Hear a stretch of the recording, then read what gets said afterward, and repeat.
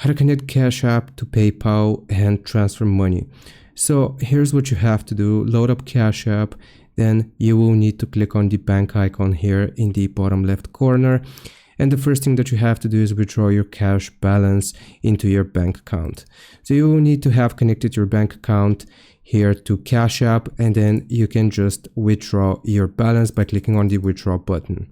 Now you can't directly connect it to PayPal, but what you can do is after you have withdrawn your Cash App balance, then you can go into PayPal, and if the money is in your bank account, then you will click on transfer funds here.